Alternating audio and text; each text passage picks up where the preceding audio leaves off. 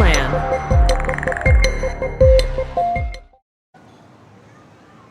Hey guys, so today I'm here because I'm going to chat with a friend of mine. She is a very talented mother of 2 boys. So let's come and join me.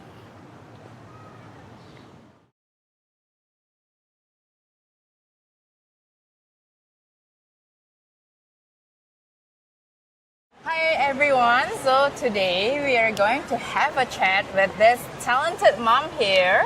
So can you share a little bit more about So yourself? my name is Jessica. Drawn By is a passion project which does my art designs, simple ways for kids to enjoy in terms of like creativity, art, and I have all of my designs available for sale for parents and kids to connect with one another. Actually, really quality products. We have few sets for ourselves as well. glad. Thank Yeah, you and very it's not much. only for the kids, but it's also for the parents also. Yes, I do have a lot of people saying that they are very good for stress relief, relaxation as well. So very glad that you guys have actually asked me to come and speak to you today.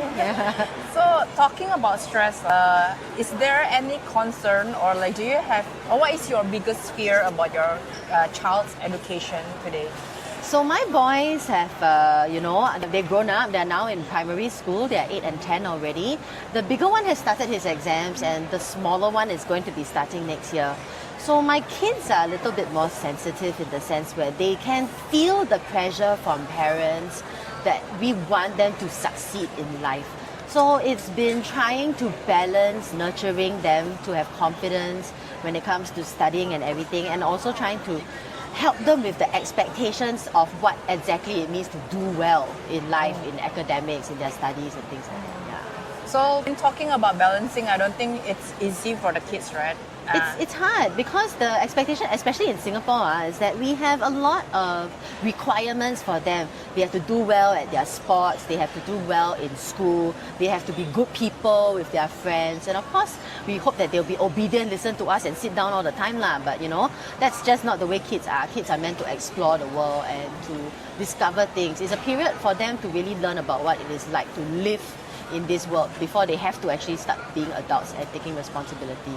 So how do you actually personally help them in navigating these challenges? I feel that it's very, very important to connect with your children. That like for me, when I'm actually out here in a pop-up, which is where we are at the moment, right, I don't get to spend a lot of time with my kids. And I feel that even for like this 1 week that I'm here, time flies by so fast. You miss all the little moments in their lives.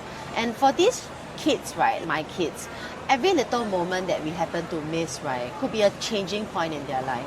I think it's very important to take a few moments and properly and effectively sit down intentionally to speak to your children and ask them how they have been doing things, whether anything has been going badly or even well for them, and finding out how are they feeling about it and processing it as people. I think emotional regulation is really very important for children as they're growing up. If they're able to properly emotionally regulate, right, they'll be good adults in the future for sure. So in your line of work or based on your experience, right? So what do you think is the most important thing to prepare your kids for the future? I feel that, obviously what my products do, right, is to help create a lot of confidence for kids. That it doesn't matter whether they make mistakes. It doesn't matter whether they don't know what they are doing. What's important is that they try, and if they do make mistakes, to own up to it, clean it up, try again. So it's about resilience, which I feel is very important, especially in this day and age where mental health is very, very important. Like we see a lot more children these days actually going through a lot of very stressful times. And it's not through the fault of the parents, it's just the way that the world is. What our job is as parents is to spot when they are having trouble and to be there for them so that when they are actually facing difficulties, they're able to pick themselves up again. Actually, like relating to your point, right? In the past, making mistake is a normal thing, but now it feels like making mistake is a luxury. Like not a lot of people are allowed to make mistakes anymore. Not a lot of kids are actually allowed to like make mistakes anymore. I think that a lot of the narrative of how we actually address how kids grow up these days will boil down to how we react when the kids do make mistakes. I feel that making mistakes is a natural part of life. Even I as an adult make mistakes all the time. Even though we don't want to admit it to our children, we also make mistakes. So it's important to show the kids how we are also able to pick ourselves up, even as we are struggling. Even every day for us as a old person, as a parent, and it will still continue being a learning journey even as we continue to grow up. So this is a question for our younger parents community. You're an experienced primary school I mom. hardly think I'm very experienced, but okay, I will advise how I can. So what did you prepare for your kids, or what you did not prepare for your kids, and which one is actually helped them adapt well in primary school? I think what is actually very important is that the schools do open houses. So once you actually have your place in the school, you have balloted successfully to get into primary school. When you go to primary school and you see, you can actually orientate your children to the location, you know, and talk to them about like what they're actually going to expect in school itself.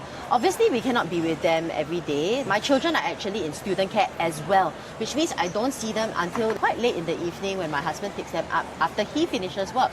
So what really works is what I mentioned a little bit earlier on, is really to find that connection on the weekends, or especially now for working parents where they don't get to spend very much time with their kids during the work week. When you do have that moment to sit down, to connect with them, to talk to them and touch base and what happened with them before they forget what happened.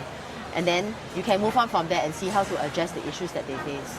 Yeah, it's really not all just about the academics, it's about what they go through personally with their friends, you know, with their teachers, and also trying to hear what they have to say so that you can adjust how to help them in a way that will benefit them the best.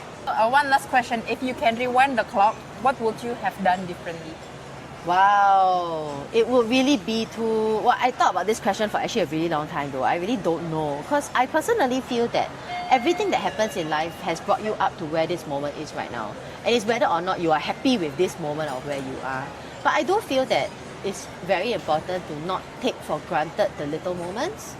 Yeah, like we can be as parents very busy.